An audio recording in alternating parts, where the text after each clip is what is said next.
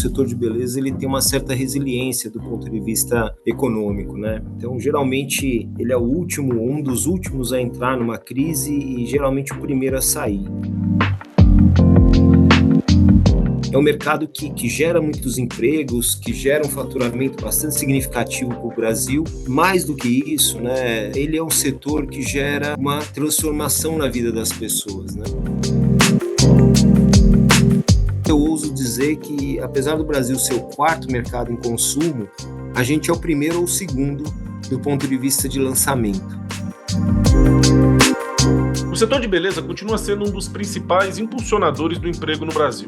Além disso, de acordo com o relatório da McKinsey, o mercado de beleza é responsável por 4% do PIB nacional.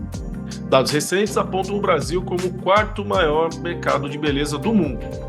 Com uma trajetória de crescimento constante, esse mercado deve seguir em ascensão, não somente no sucesso das vendas e lucros, mas também segue contribuindo para a abertura de novas vagas de emprego, transformando vidas e causando um grande impacto social no país. Eu sou Daniel Sakamoto e no episódio de hoje vamos falar mais sobre as oportunidades do setor de beleza para empreender e empregar. Aumente o som que o episódio já vai começar.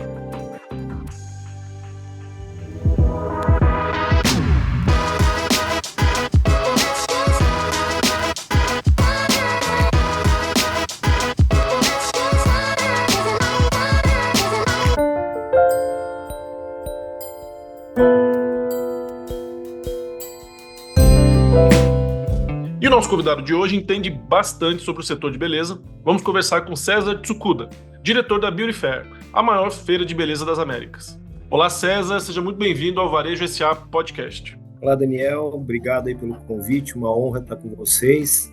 Espero aí nos próximos minutos poder contribuir com algo para esse projeto de vocês que é tão legal, de levar conteúdo para o pequeno varejista, para o pequeno empreendedor, que no final do dia é quem de fato movimenta aí o nosso país, né? Legal, a honra é toda nossa. E para começar esse bate-papo, eu queria que você contasse um pouquinho para o nosso ouvinte como é que você foi parar aí nesse mercado e chegou ao ponto aí de ser o diretor desse maior evento de beleza das Américas. Conta um pouquinho da sua história, da sua trajetória, por favor.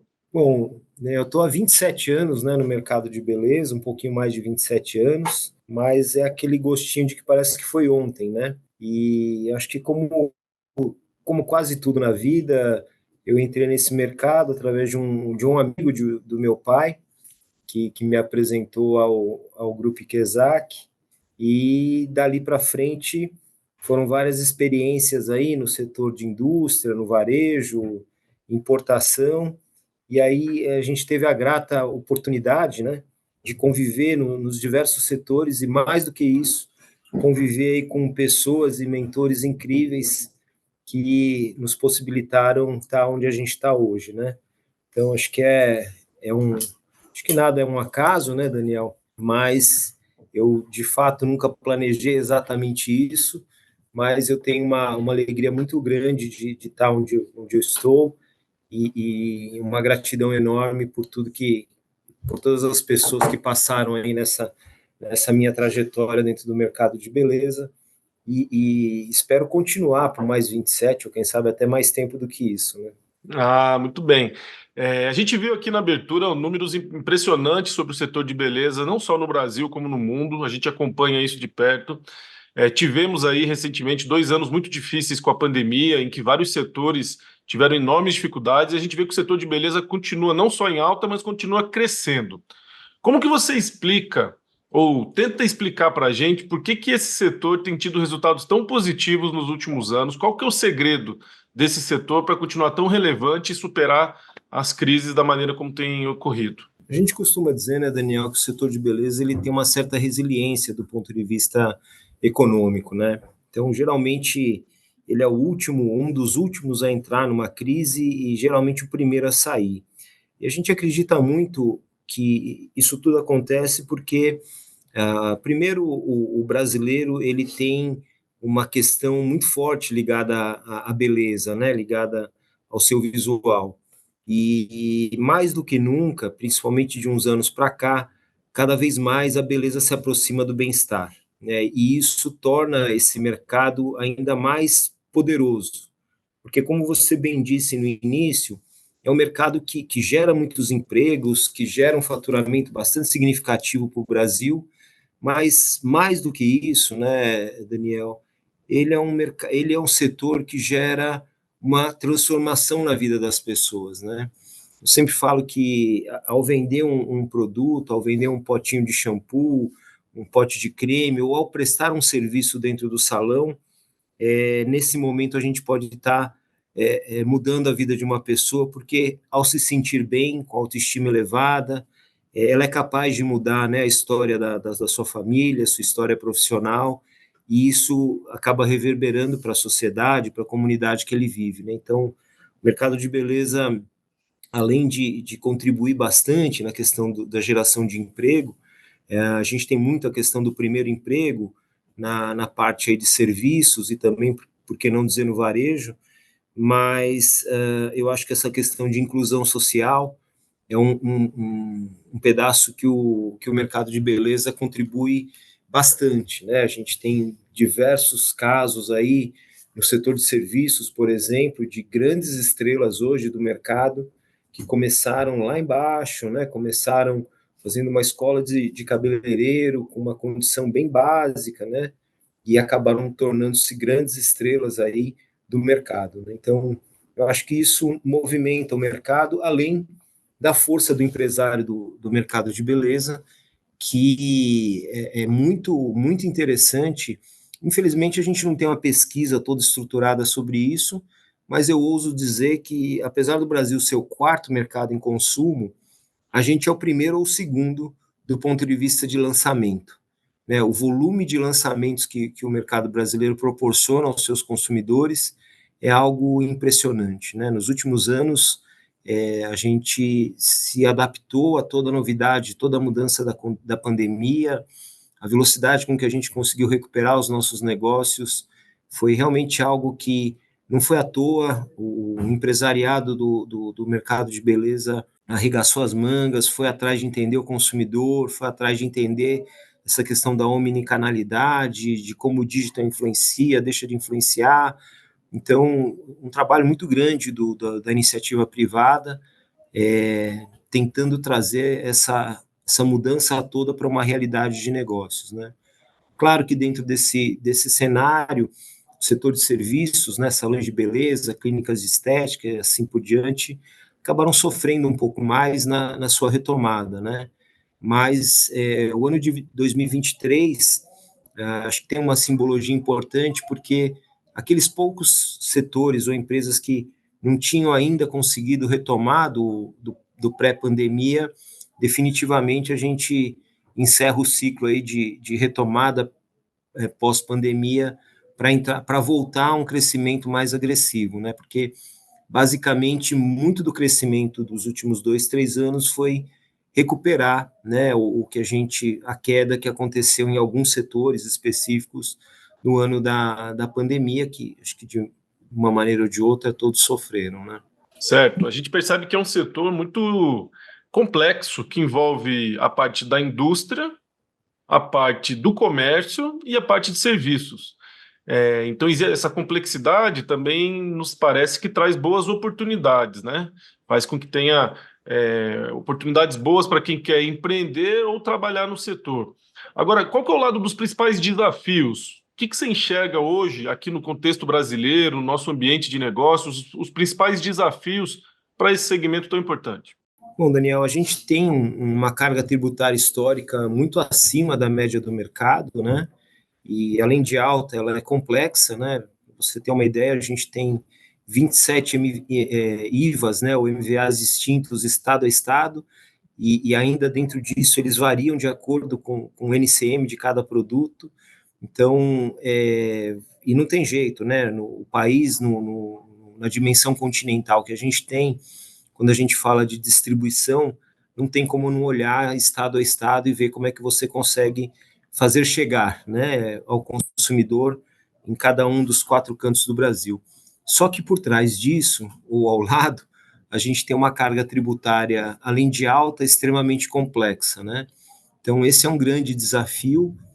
Espero que a reforma tributária atenue essa questão. Aparentemente, sim, mas ainda acho que A gente tem que ver aí os próximos capítulos aí das exceções, de como tudo isso vai se comportar para a gente ver efetivamente se há uma melhora significativa, né? Esse é um desafio. O segundo desafio é entender justamente essa complexidade, né? Desses elos que você tem da cadeia, né? Então, você tem a indústria, você tem o distribuidor, você tem o varejo, o atacado e, por fim, os serviços. E para aumentar a complexidade, a gente tem dentro do mercado algumas características, né? De, por exemplo, você tem um porta a porta muito forte, né? O porta a porta, eu costumo dizer que o porta a porta ele concorre com o varejo tradicional somente nas duas pontas, né? Na matéria-prima e no consumidor, porque no meio da cadeia produtiva ele é totalmente diferente do que é o varejo tradicional, bem como as franquias monomarcas, né? Então você tem pelo menos 3 segmentos diferentes aí dentro do mercado de beleza e que, como você bem disse, também abre mais oportunidades para novos empreendedores, né? O setor de beleza é um setor que cresce, sem dúvida nenhuma, continuará crescendo, a gente tem ainda índices de penetração nos lares baixos em algumas categorias de produto. Eu sou um otimista, então acredito que o Brasil continuará crescendo independente de qual governo está, e com isso, com esse crescimento, vem junto um aumento de renda e, fundamentalmente, o mercado de beleza é muito ligado à renda. É claro que ele é dependente de crédito na sua cadeia produtiva, mas do ponto de vista de consumo, ele é totalmente ligado à renda. Então, acredito que nos próximos 2, 3 anos, de novo, independente de governo, a gente vai continuar num ritmo bom de crescimento. Algumas categorias, por exemplo, categoria de pele, né? Ela ainda é uma categoria com baixo índice de penetração nos lares brasileiros, portanto, com uma oportunidade de crescimento muito grande ainda, né? Então, isso com certeza será uma das alavancas de crescimento aí do setor. Produtos de nicho, né? Cada vez mais produtos para homem, produtos naturais começam a ser uma realidade do ponto de vista de volume, né, no nosso mercado. Então, isso traz muitas oportunidades para esse mundo. E na parte que eu acho que não é só o mercado de beleza, né, mas acho que o Brasil como um todo, ele ainda carece de boas estruturas educacionais, né?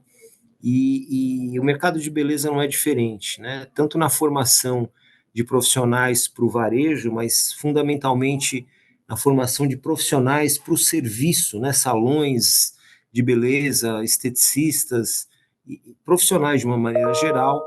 Existe uma carência muito grande de conteúdo, de boas escolas, de boas instituições que fazem isso. Há muito boas iniciativas, sem dúvida nenhuma que há, porém ainda existe uma carência e uma lacuna muito grande de oferta de educação e conteúdo de boa qualidade. Então, existe uma oportunidade gigante para os empreendedores que são apaixonados por essa parte educacional, porque isso é uma coisa que a paixão tem que vir antes do dinheiro, nessa questão da educação, é algo que é lógico que no final do dia tudo é negócio, mas a questão das pessoas apaixonadas por educação faz toda a diferença, né, no final do dia, nesse segmento. E o mercado de beleza tem grandes oportunidades dentro dessa parte de formação de profissionais, né? Então, se eu puder resumir, existem grandes oportunidades aí no varejo, na indústria, principalmente na parte de nichos, né? Construir marcas de nichos de produtos específicos, categorias específicas para um determinado público, e uma oportunidade muito grande nessa parte educacional voltada para o mercado profissional de beleza. Ah, legal. Qualificação e capacitação é sempre um desafio aqui no Brasil. A gente fala, independentemente do setor, existe aí um grande desafio e, ao mesmo tempo, uma grande oportunidade. Como que está hoje a questão do consumo, considerando aquilo que é produzido no Brasil e aquele que é importado? A gente está importando mais, importando menos, nossa indústria está crescendo. Fala um pouquinho sobre essa questão da comparação da indústria nacional com os importados. A indústria nacional, Daniel, ela atingiu um grau de competitividade mundial muito grande, principalmente na parte de cabelo, né? Então, a indústria nacional, hoje, ela produz mais de 90%, ou cerca de 90% aí do que é consumido no Brasil, devido primeiro, claro, tem a questão das multinacionais produzindo no Brasil, pela relevância do consumo que existe aqui, né? Invariavelmente, o Brasil está entre o segundo e o terceiro maior país em termos de consumo dessas principais multinacionais que existem no mundo, mas também a indústria nacional, a indústria familiar nacional se fortaleceu muito nos últimos anos. Você tem cases aí que começam a fazer sucesso também no exterior, né, o que é uma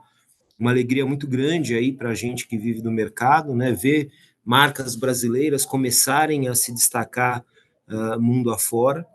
E você também tem uma questão tributária que dificulta bastante, né, a entrada de produtos importados. Então, hoje, o produto importado acaba ficando limitado às marcas prestígio, né, onde o posicionamento de preço é um pouquinho acima.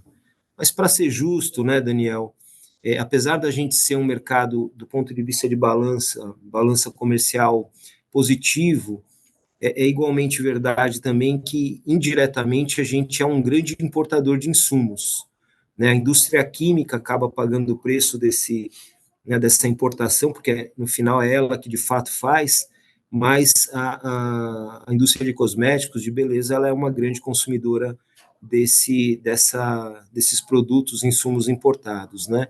Que não tira o mérito, né, da indústria nacional, e, pelo contrário, né, a gente vê cada vez mais grandes empresas mundiais montando os seus centros de pesquisa no Brasil, que, aliás, é uma outra coisa interessante, né? O Brasil hoje é o país do mundo com a maior diversidade de peles e cabelos.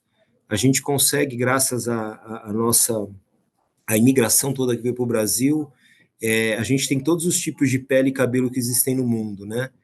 O nosso passaporte não tem cara, né, Daniel? A gente, e com isso o mercado de beleza tem uma grande vantagem, porque os produtos brasileiros, em tese, conseguem cobrir as necessidades dos consumidores praticamente de todo mundo, né? Então, isso, em algum momento, está se tornando uma vantagem competitiva bem interessante para as marcas brasileiras, né? Eu achei interessante você falar que o Brasil está cada dia mais presente, exportando marcas e produtos.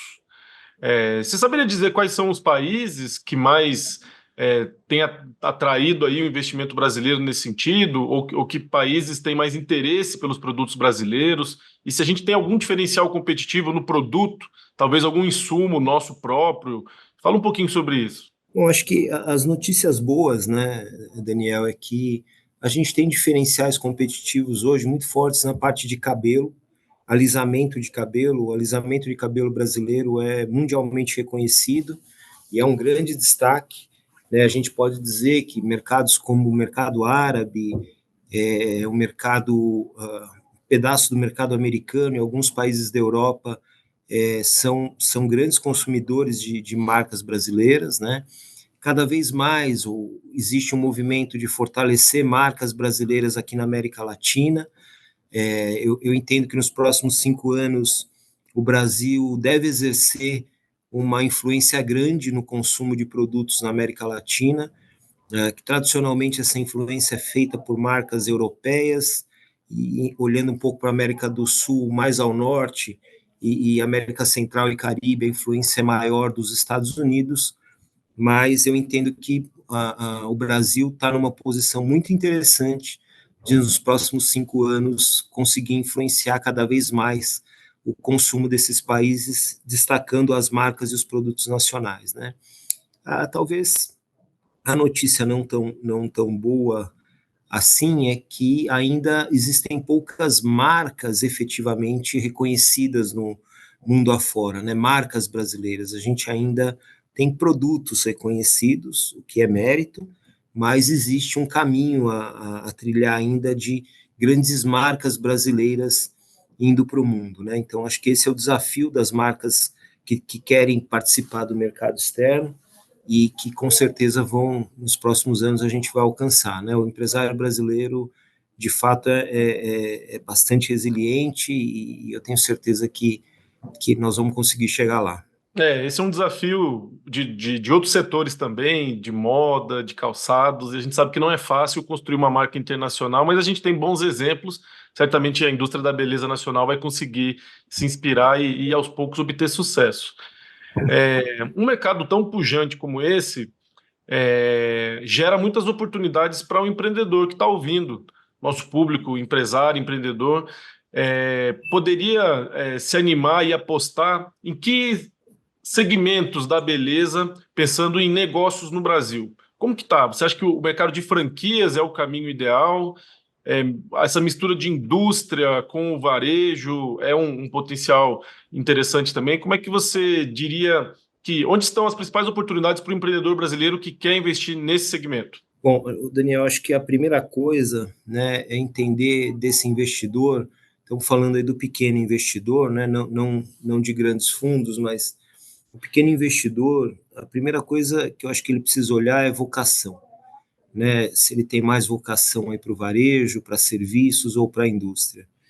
Eu te diria que existe oportunidades em qualquer um desses segmentos, né? Então, primeira coisa é entender direitinho a sua vocação em relação a que tipo de trabalho que tipo de serviço, trabalho você gostaria de ter no seu dia a dia. Eu digo isso porque, apesar do mercado de beleza ser incrível e ter números crescentes, e continuará tendo no futuro, obviamente que ele tem as suas dificuldades, né? Nada é tão céu de brigadeiro assim, e a questão de entender a sua vocação e de persistir no seu negócio pode ser a diferença de sucesso e fracasso, né? Então, mais do que buscar dinheiro, né, o dinheiro acaba vindo, o lucro acaba vindo, é entender de fato a sua vocação do ponto de vista de perfil de trabalho, né? Feito isso, você tem caminhos interessantes de franquias que te encurtam o caminho, né, porque já trazem um grande know-how aí de produtos, de layoutização, e uma série de atividades que são importantes para o mercado. Você tem oportunidades também na parte de distribuição. O Brasil é um país continental, então sempre que você fala de distribuição, invariavelmente a indústria tem carência nesse sentido, principalmente quando você vai para produtos de nicho, né, para produtos mais nichados. Existe uma oportunidade grande no Brasil ainda nesse mundo de distribuição. O varejo brasileiro, apesar de ter o varejo especializado em beleza, né, apesar dele ter tido um crescimento significativo aí nos últimos anos, se a gente puder fazer uma comparação, né, a gente fala aí em números redondos, o Canal Farma, 80 mil pontos de venda, entre 80 e 90, né, e a perfumaria, né, que é a loja especializada em beleza, tem menos de 20 mil pela última pesquisa que foi feita, né? Então, existe uma distância, e é claro que tem o desafio enorme de você conseguir entregar mais do que produtos, entregar uma experiência diferenciada para esse consumidor, né? O mercado de beleza ele é atrativo por si só, mas cada vez mais o consumidor está exigente em relação ao tipo de experiência que você tem que entregar a ele, né? Então, existe oportunidades, porém a gente precisa buscar diferenciais aí para poder se destacar no meio de tantos concorrentes que cada vez mais se preparam para isso, né? Acho que um destaque importante é a oportunidade que existe nesse mundo de formação, de educação dentro do mercado de beleza, né? Então, negócios voltados à geração de conteúdo, à geração de educação e formação, com toda certeza é a maior lacuna hoje que o mercado tem do ponto de vista de oportunidade de negócios, né? A gente também concorda que realmente há, no momento, um consumidor diferente que precisa ser atendido de uma maneira diferente. A gente sabe que o consumidor brasileiro ele é realmente exigente e está seguindo muito dessa tendência internacional de que, mais do que consumir, está buscando uma experiência, uma conexão com a marca. Você acha que os produtos brasileiros eles têm algum apelo diferenciado para o Brasil ser reconhecido como o país da Amazônia? o país de praias? Tem essa conexão dos produtos com a nossa característica? Alguma coisa tem, né? Mas essa é a parte da notícia ruim que eu ia falar do mercado externo, né?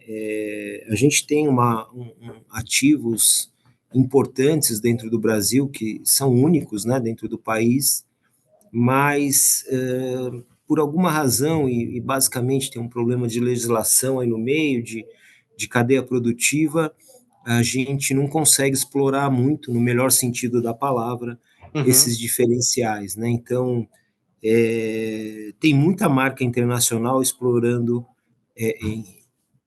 esses ativos mais do que a gente, né? Então, existe um desafio de regulamentação no setor para que a gente possa explorar melhor esses ativos, né?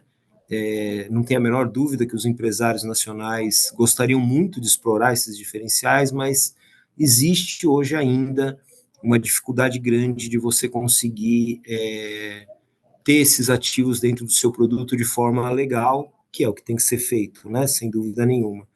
Mas, então, tem um desafio de legislação. Agora, sem dúvida nenhuma, esses ativos poderiam ser mais um grande diferencial das marcas nacionais, principalmente da pequena e média indústria, né? Certo. César, a gente vai fazer um rápido intervalo e a gente volta já já.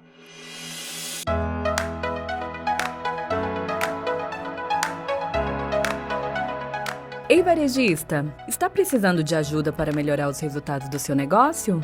Então você precisa acompanhar o portal Varejo SA da Confederação Nacional de Dirigentes Lojistas. São mais de 4.000 conteúdos exclusivos que vão ajudar a impulsionar suas vendas, melhorar o atendimento e a gestão financeira e tornar a equipe mais eficiente. Aqui, o foco é desenvolvimento do varejo e fortalecimento do associativismo. No portal Varejo SA, você vai estar sempre bem informado e atualizado sobre as novas demandas do mercado. O site é atualizado diariamente com notícias de economia e política que impactam as micro e pequenas empresas do setor de comércio e serviços. Quer ver o seu comércio crescer e se destacar no mercado? Vem para o portal Varejo SA. Acesse agora mesmo www.varejosa.org.br e confira todos os conteúdos.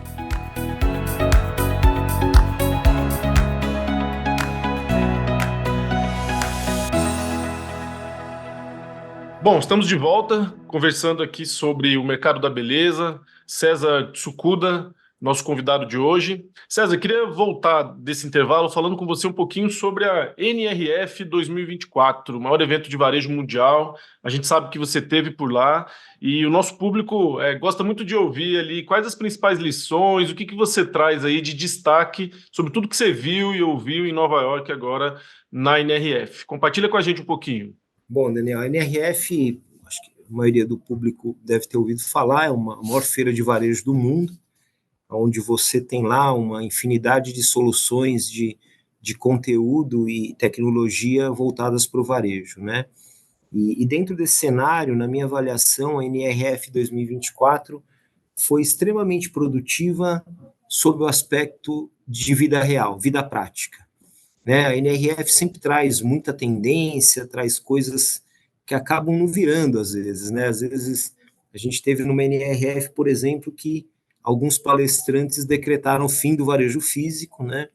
A gente já teve outras NRFs que a partir dali ou você fala de metaverso ou você não fala de nada, e algumas coisas a gente entende que, claro, que é obrigação desse evento falar o que está acontecendo, mas não necessariamente tudo que ele fala acaba virando uma realidade, né?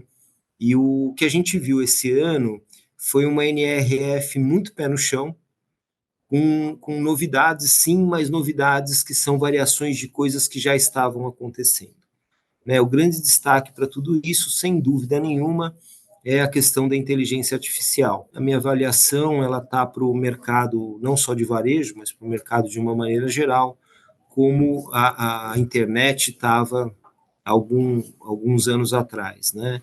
Você pode optar como participar, mas você já não tem mais como optar em não participar, né? Então, inteligência artificial dominou as palestras da NRF, dominou as discussões, e o mais importante é que você tinha muitos casos de aplicação real que não estava discutindo uma tendência, uma futurologia, não. Eles estavam ali falando de melhoria de eficiência, melhores relações com os consumidores, ela ser uma ferramenta que ajuda a liderança a tomar decisões de negócio. Então, ela traz uma realidade, uma eficiência para a vida real que eu não tinha visto em NRFs, pelo menos não nos últimos 3, 4 anos, ou pelo menos no período pós-pandemia, né?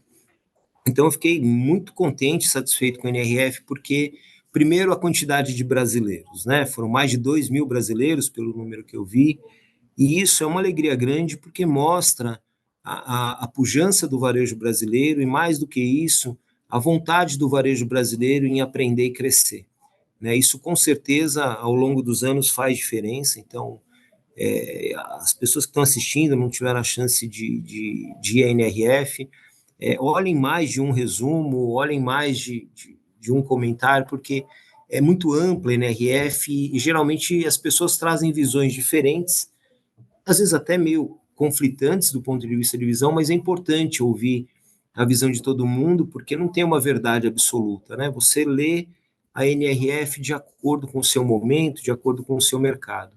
Mas eu acho que as grandes coisas da NRF foram, sem dúvida nenhuma, a questão da aplicabilidade da inteligência artificial, num primeiro momento voltado para dentro, né, na busca de eficiência e uma melhor relação com o cliente, e num segundo momento de uma inteligência artificial olhando para o futuro, né, que ainda tem um pouquinho de questionamento sobre isso, mas eu acho que mais alguns anos aí a gente vai estar vendo uma realidade bastante aplicável também sobre esse aspecto, né.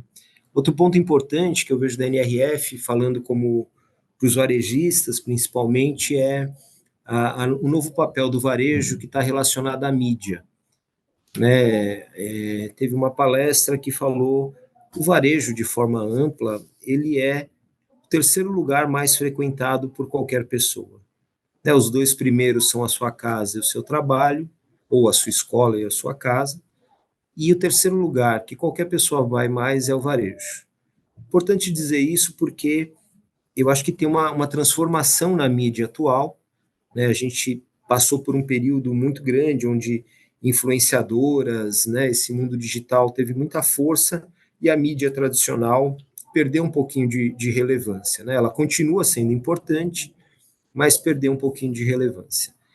Não quer dizer que isso vá voltar, mas na minha opinião, a gente está numa transição onde as influenciadoras vão continuar com o seu papel, mas cada vez mais existirá um fortalecimento das mídias independentes e principalmente um fortalecimento do poder das marcas e não mais das influenciadoras, apesar de em algum momento eles se confundirem, né, eles se misturarem, e influenciar o consumidor através de conteúdo qualificado, de conteúdo que de fato possa agregar algo na vida dos consumidores, né?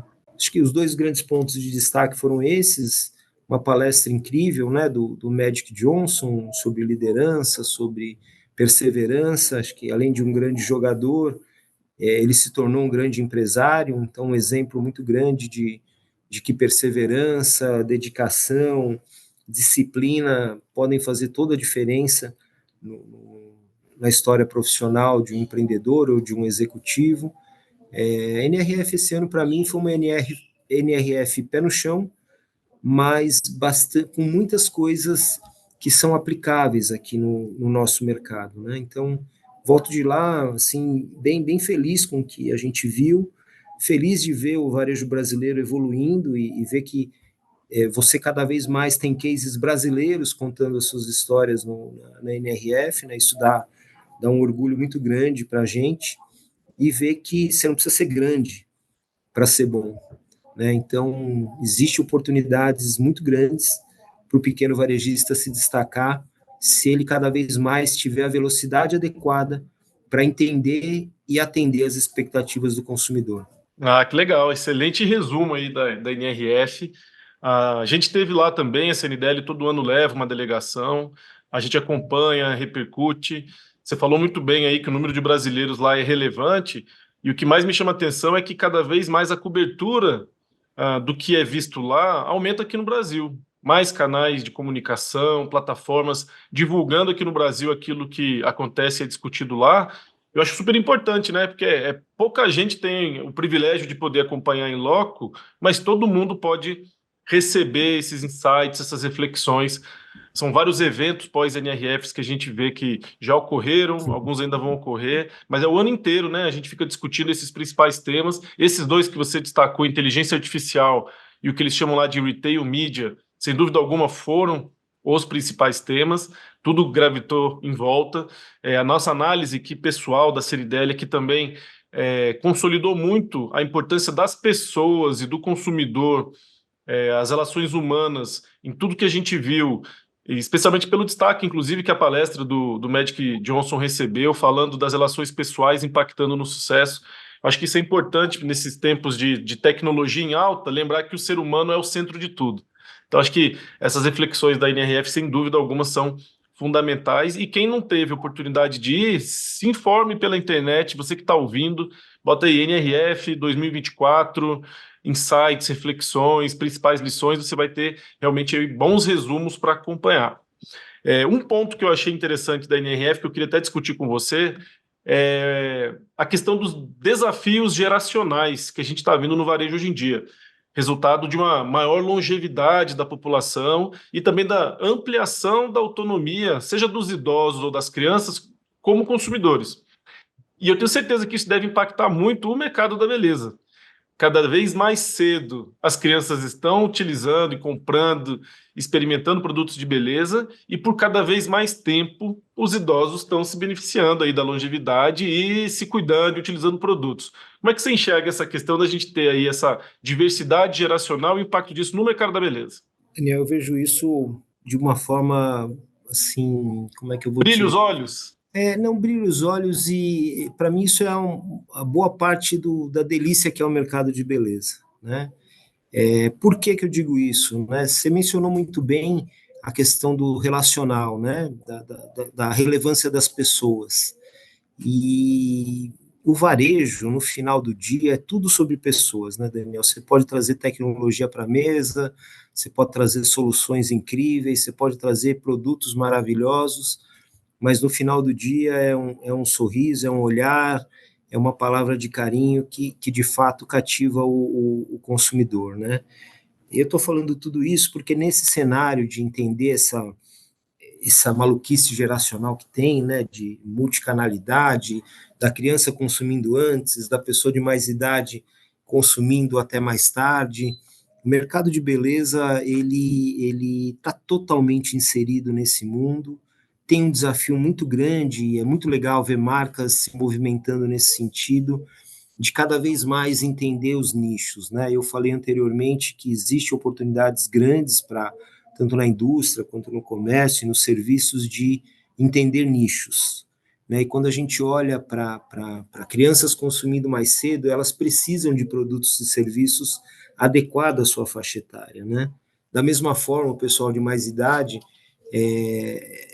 cada vez mais estamos vivendo mais, graças a Deus, mas a gente quer viver bem, né? A gente quer viver com a nossa autoestima elevada, com bem-estar em alta, e cada vez mais os produtos de beleza são fundamentais para que isso aconteça, para que isso ocorra, né? E é muito bom ver o mercado se movimentando, com marcas direcionando seus esforços para entender melhor esse público com mais idade e, mais do que isso, entregar produtos que de fato façam uma diferença na vida dessas pessoas. E o mais interessante também é que, principalmente no que tange a pele, as pessoas estão consumindo produtos para cedo, justamente porque têm a visão de envelhecer, né, viver mais tempo, mas cada vez mais querem viver com a sua autoestima super elevada, né? Então, isso tudo é um grande desafio para o mercado de beleza, porém, ele traz um crescimento significativo para o nosso mercado quando você olha do ponto de vista de consumo, né? Então, essa multiplicidade de gerações, esse conflito todo, não é fácil de você gerir isso tudo, mas ao mesmo tempo o mercado de beleza vive um pouquinho disso, né? Porque você consegue criar produtos e serviços adequados para cada um desses nichos e torná-los cada vez mais forte e, com isso, deixar o mercado cada vez mais pujante.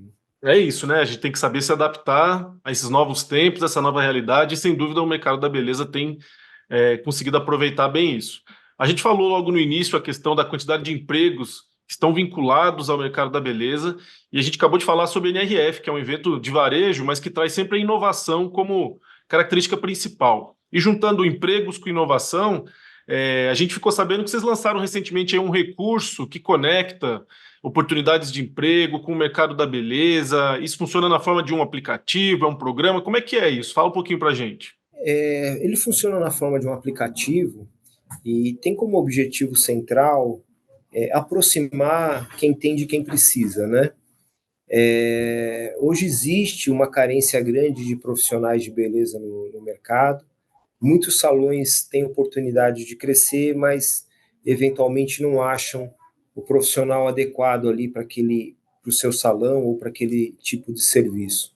Então, o objetivo nosso num primeiro momento, Daniel, tentar ajudar na qualificação. Então, todos os eventos da Beauty Fair sempre são muito carregados de conteúdo educacional, de treinamentos, para tentar elevar o nível dos profissionais brasileiros, né?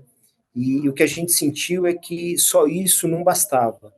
A gente entendeu que precisávamos, né? A Beauty Fair precisava da iniciativa de tentar aproximar esses cabeleireiros de donos de salão para que um pudesse ajudar o outro na questão de crescer os seus negócios, né? O profissional poder achar um salão que ele se identifique e os donos de salão poder pensar em crescimento sustentável sem ter grandes problemas de contratação de profissionais da área, né? O aplicativo está no início, a gente ainda tem bastante melhorias a serem feitas e serão feitas, mas a gente acredita que é mais uma ferramenta para melhorar o nível de serviço do mercado, né? A gente acredita muito que essa questão do profissional, seja ele a manicure, o maquiador, o cabeleireiro, é um mercado que tem muita oportunidade e a gente precisa ajudar essas oportunidades a se tornarem uma realidade dentro do nosso mercado, né? Então, basicamente, o aplicativo é isso, né? Muito bom, parabéns, excelente iniciativa. Bom, conversa boa, passa rápido, já estamos aqui quase no nosso limite, mas a gente não pode encerrar essa conversa sem você falar um pouquinho mais sobre a Beauty Fair, que é o maior evento de beleza da América Latina. Conta um pouquinho para a gente o que é o evento, quando é o evento, onde será e para quem que ele é destinado. Às vezes o nosso público que está ouvindo vai ter interesse em participar, hein?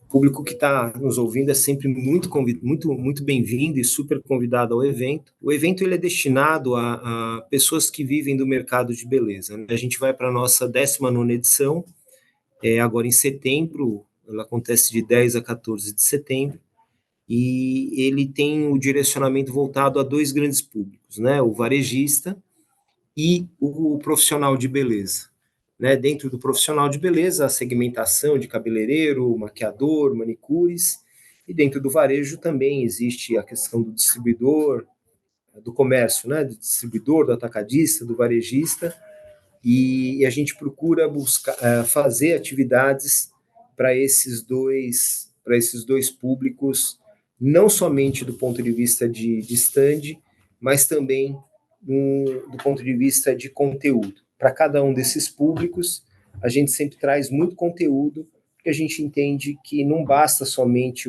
a venda, a compra e venda de produtos, mas que a gente precisa fortalecer muito a questão do conteúdo. A Beauty Fair, de alguns anos para cá, Daniel, ela se tornou muito mais que uma feira, ela se tornou uma plataforma que atua durante todo o ano no mercado de beleza, né? Então, a gente faz missões internacionais, levamos varejistas para o exterior, levamos marcas nacionais para participar das principais feiras fora do país, para fazer esse movimento de internacionalização.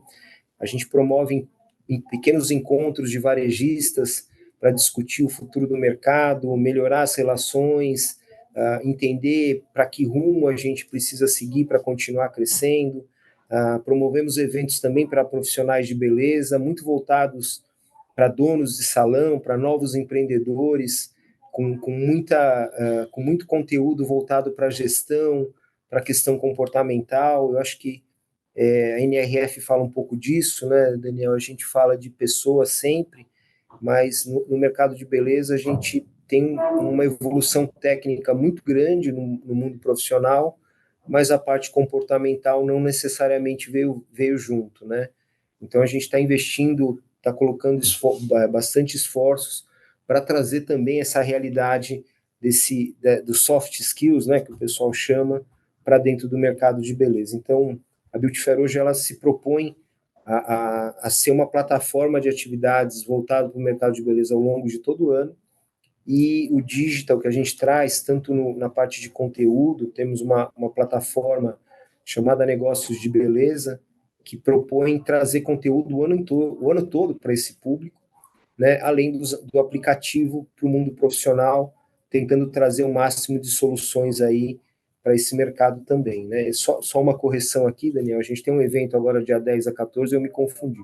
A feira é de 7 a 10 de setembro, né, e não 10 a 14, ela acontece de sábado a terça, né, portanto, dia 7 de setembro a dia 10 de setembro, e ela é muito voltada para o comércio e para o profissional de beleza, né? Então, muitas marcas, são mais de 500 expositores, mais de 2.000 marcas, e a gente promove mais de 100 congressos simultâneos dentro da feira, né? Então, mais do que a área expositiva, a gente tenta trazer um pouquinho de NRF para o Brasil também e trazer conteúdo para o público que visita a feira.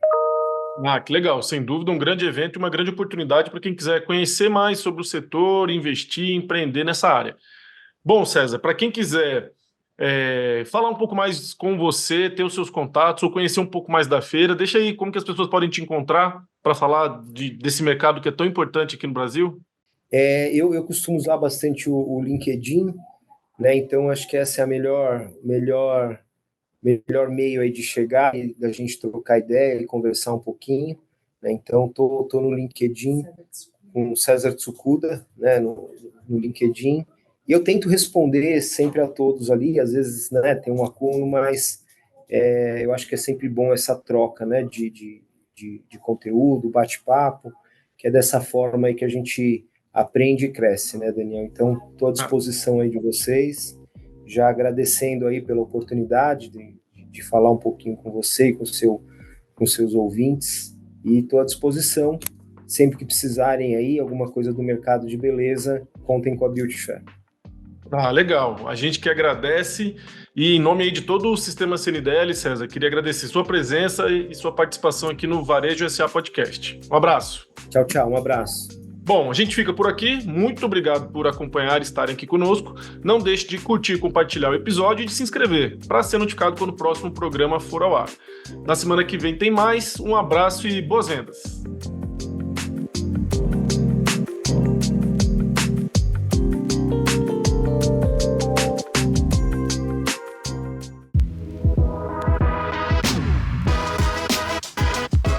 Este foi o Varejo SA Podcast. Se gostou, você também pode escutar os episódios anteriores no seu tocador de podcast preferido. Para conferir nossos conteúdos e outros conteúdos de interesse do setor, acesse varejosa.org.br e lembre-se de seguir a gente nas redes sociais. O nosso @ é o Sistema CNDL. Já no YouTube, procure por CNDL Brasil para nos encontrar.